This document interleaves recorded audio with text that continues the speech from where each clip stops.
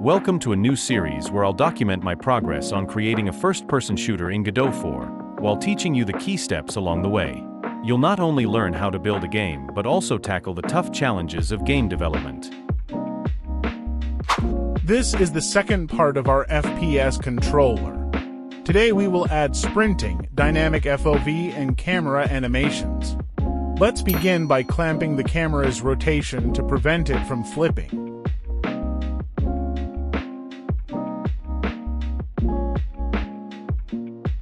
To implement sprinting, add a sprint input action. Then, create a sprint speed variable and a sprinting boolean default to false and current speed to move speed. In the process move function, set sprinting to true when the sprint key is pressed and set current speed to sprint speed if sprinting, otherwise to move speed. Update movement code to use current speed instead of move speed. Sprinting is now active.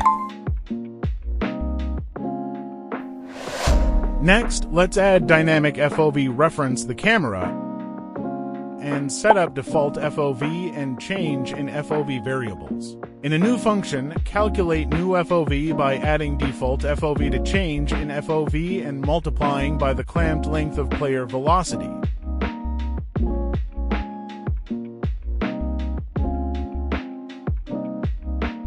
This setup increases FOV as the player speeds up.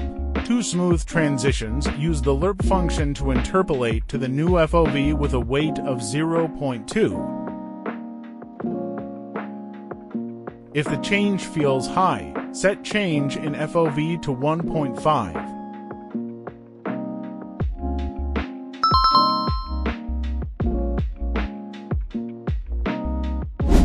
For camera animation, let's start by adding few variables to control the animations like frequency, intensity, and multiplier.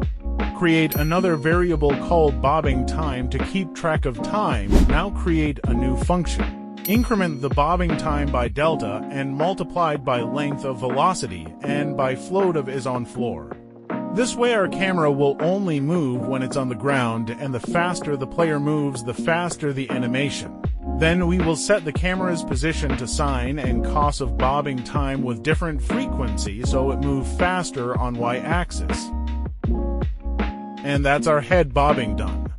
Be sure to subscribe to this channel because in the next video we will add enemies and you don't want to miss that.